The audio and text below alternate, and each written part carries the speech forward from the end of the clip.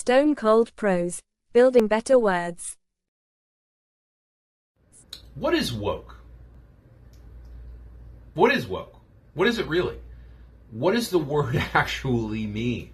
Is it something meritorious, as some on the left claim? Is it a straw man creation of the right, as some others on the left claim? Or is it this nefarious cultural poison, as the right insists? What is woke? Hi guys, welcome back to Stone Cold Prose, where we build better words, better thoughts, and better men. I'm Miles Watson, novelist and author of numerous award-winning series, including Cage Life, Sinner's Cross, and The Chronicles of Magnus, which sold 300 copies this week.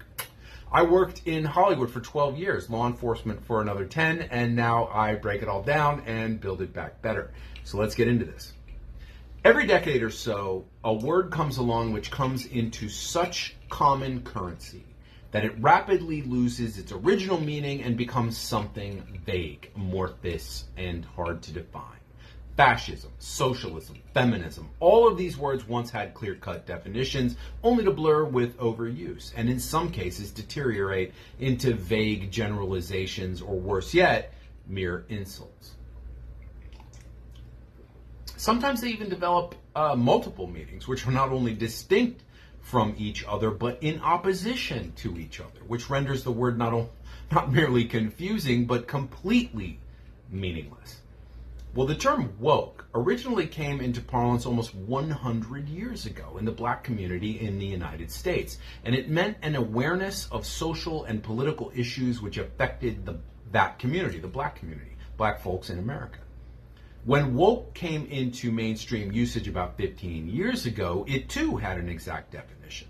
Aware of and actively attentive to important societal facts and issues, especially issues of racial and social justice. A third construction I've often heard quoted is the belief that there are systemic injustices in American society and a need to address them. Okay, so far so good. Not a hell of a lot to object to there from my point of view as a political centrist. Some people fight over the idea of systemic racism in America, and I have some very definite opinions about that after working in the criminal justice field for 10 years, but that's a subject for another video. Let's stay on mission and stay woke, so to speak. As I've said, the idea of being aware of societal injustices is hardly evil. In fact, it's meritorious. When I was in school, I was taught in civics class that patriotism meant my country, right or wrong, but with the very important caveat, if right to be kept right, if wrong to be made right. In other words, a true patriot was not the kind of idiot who mindlessly yells, "America, love it or leave it," but someone who was willing to call out problems in our nation and then actively work to solve those problems. So in that sense, holy shit, I guess I'm woke. Who would have thunk it? But alas, as I said earlier, the meaning of woke when it first came into everyday parlance in the 2010s or whenever has undergone that deterioration of what I just spoke. Woke now has two distinct definitions in total opposition to each other. When used by the left, it's meant as advice. The construction stay woke, meaning to stay alert to societal injustice and hypocrisy.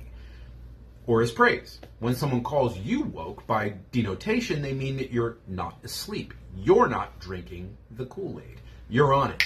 Sharp. You see what's going on, baby. But when used by the right, it's an insult. It means you're intolerable, insufferable, that you're in a constant state of objection and outrage, that you're always virtue signaling, that you're aggressively correcting people on things like gender assumptions or pronouns, and that you're unable to tolerate dissenting opinions and have zero emotional control and resort immediately to insults because you're incapable of making an argument. Now I have to pause here to state that on my very first video on this platform, I launched a violent attack on wokeism called woke broke storytelling.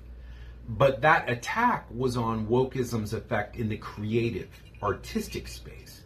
I'm not going to repeat myself on that score. You are free to watch that video if you want. So I'll just say that my objection to woke was that when it's applied to art or entertainment, it invariably debases and even destroys anything it comes into contact with, because by design, its goal is not to entertain, but to preach, to proselytize, and to advocate for a particular political belief. In short, when woke touches art, art ceases to be art and becomes propaganda. But in this video, we'll stay off what wokeism did to Hollywood and concentrate on what woke really is. Not what wokeists say it is or what sleptists on the right say it is, but what it actually is in practical effect. Now, I want to repeat here that I have no skin in this game. I have plenty of skin on the subject of wokeism versus art. And again, I reference that earlier video, Woke Broke Storytelling. But in terms of politics, I don't identify with a political party, any political party.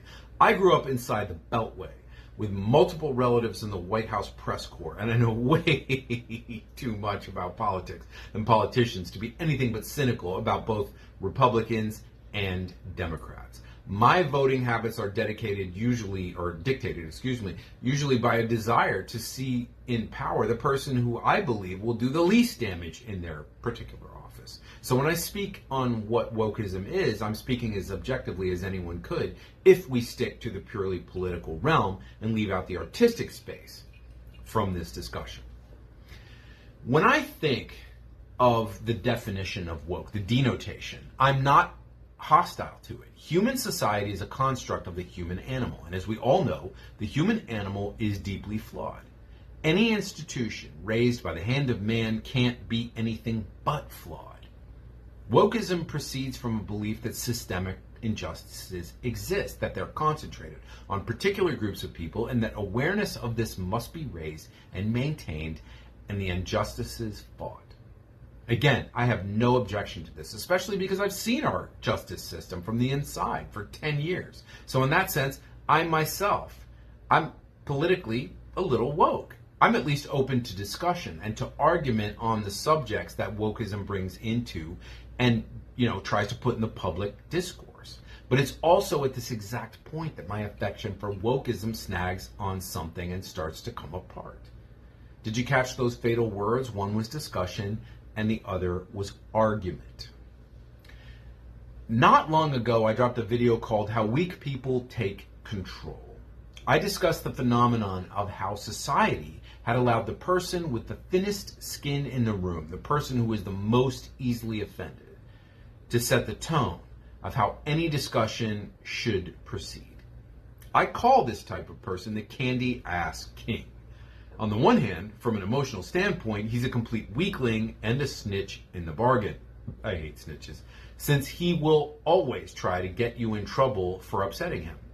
On the other hand, because he will try to get you in trouble if you upset him, he holds power over everyone else in the room and becomes, in effect, a tyrant who controls all discussion. At the core of this phenomenon is not merely a weak personality, but a massive sense of entitlement. A belief that he has a right not only not to be offended, but not even to be disagreed with. The act of trying to argue with him, however politely, however scientifically, is seen by this sort of person as an attack. Now, last week, I heard a one-sentence definition of woke I found quite interesting by Eric Kaufman. Quote, "The making of sacred of historically marginalized race, gender, and sexual identity groups." Kaufman called this the Big Bang of our moral order. And out of that Big Bang emerges a very fuzzy folk ideology which says, so these are the sacred groups. Those groups cannot be offended, and anything you say which might be interpreted by the most sensitive version of the group as offensive marks you out as a blasphemer. You're profaning the sacrament. You must be excommunicated or canceled. Equality plus emotional safety. Woke is a set of emotional attachments. In this discussion, it also came out that an analysis of the woke phenomenon revealed that it was driven by emotion rather than a hard core of ideas, by a feeling that the world was divided between victims and victimizers, or put another way, between predators and infants. So it was also characterized by a low verbal intelligence. Now, that doesn't mean stupidity, just an inability to understand and express thoughts in a verbal way.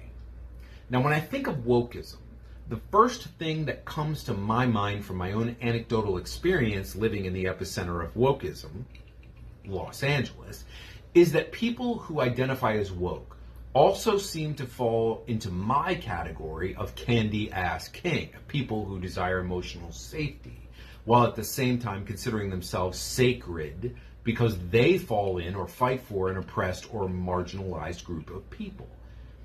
And they're emotionally attached to their beliefs without necessarily being able to summon up any fact-driven arguments to support those beliefs. They often fall back on what I call abracadabra words, like the patriarchy or systemic racism, which are not arguments but magic phrases that substitute for arguments.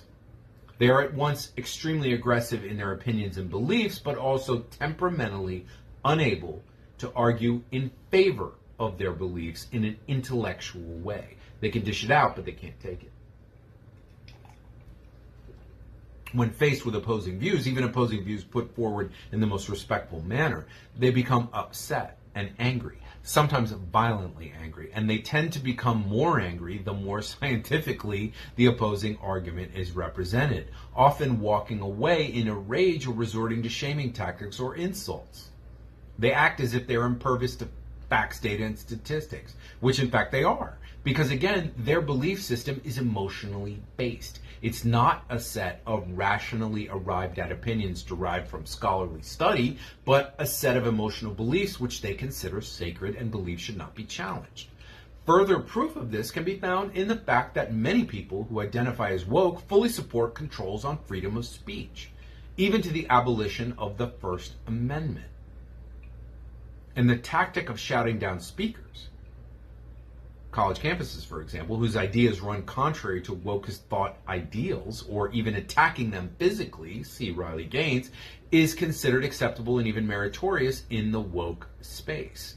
Wokeism, in practical effect, is therefore a kind of substitute religion rather than a political creed in and of itself. It reserves unto itself the sort of rights you normally see in religions and not in democratic political movements. Notice I said democratic political movements because I do see very definite similarities between wokeism and certain aspects of anti-democratic movements like Marxism and neo-Marxism, in that they were philosophies designed to replace religion with secular ideas while maintaining a sense of religious fervor and moral authority. And that, folks, is why I find wokeism as it's actually practiced, as opposed to its theoretical ideal, as a very dangerous phenomenon to which I am and must always be opposed. To recap, wokeism proceeds from the idea that its believers understand more about the world than everybody else. They are awake, but everyone else is asleep. They are inherently virtuous. They have a right not only not to be offended, i.e. to emotional safety and immunity from criticism or disagreement, but also they have the moral authority to excommunicate or cancel those who disagree with them.